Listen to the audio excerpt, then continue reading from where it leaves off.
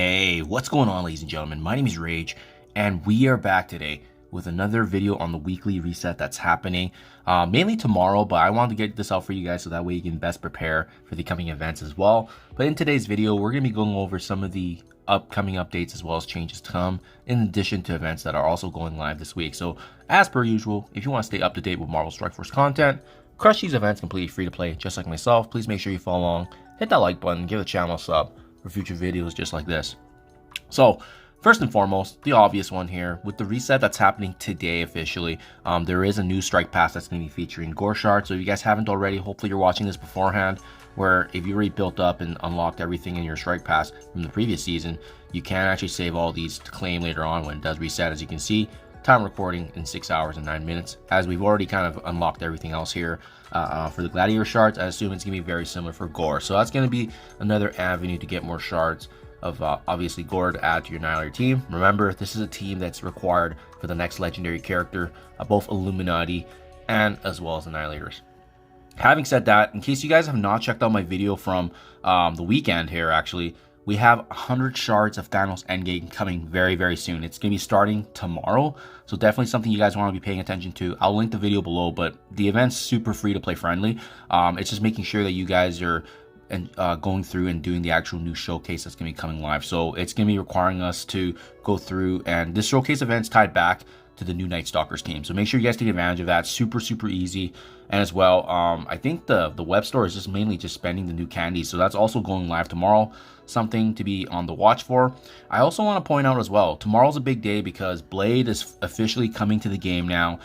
So he's going to be available through the way of Power Course for the time being. We don't yet know how he's going to get unlocked, but similar to what we've seen with the ORCHIS team, with this team also being a raid team for Night Stalkers, there's going to be similar orbs that come out where we only get the drip method, where we get maybe a couple shards, maybe 1 shard per day, maybe a couple shards per week, so forth. But that's the game plan there, guys.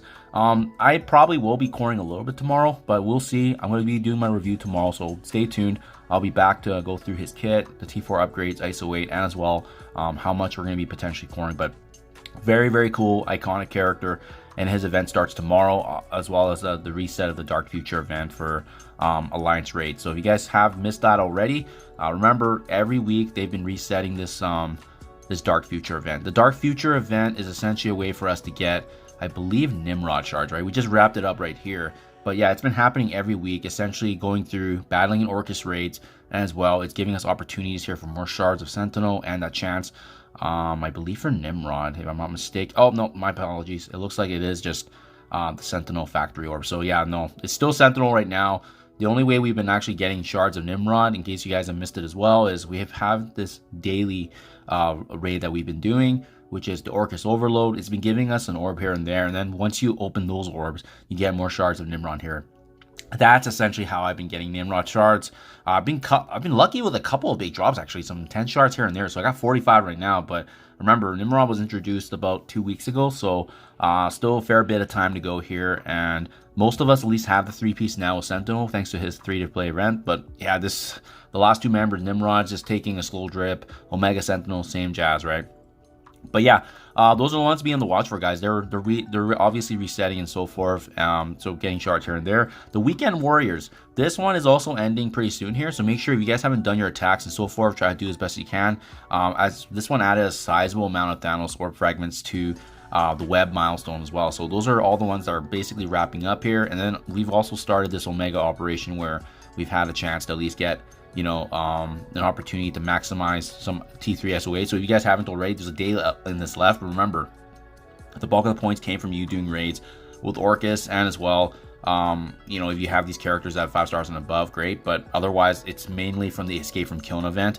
That's wrapping up in a day here. So as you can see, the Revolution Orb Fragments, all from Escape from Kiln, and all from the web milestone that's associated with that.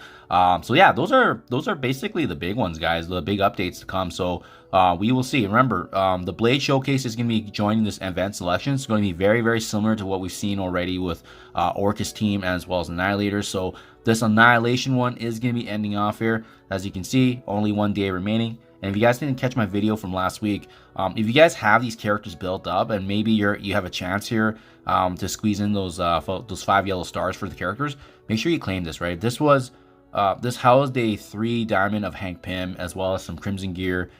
It was nice if you already have these unlocked. So the nice thing was that you didn't need Thanos and gave it 5 stars. So that was the big one. A lot of folks forgot to go back into this and actually claim it. So make sure you take advantage of that. It's a big freebie that you can utilize. And afterwards, you can farm some gold orb fragments, which is nice. And that's it, guys. That's essentially it for the updates to come here.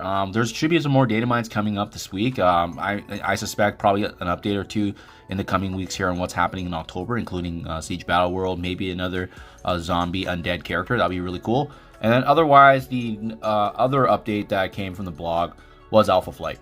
Alpha Flight is officially now going to be farmable, guys. Not yet effectively live, but it's expected to come this week. So characters like Sasquatch, Guardian, and the new North Star, the 3 newest, they are going to be now farmable in the game. So I believe Sasquatch, he's actually going into the arena store in the way of the orb and as well as direct purchase.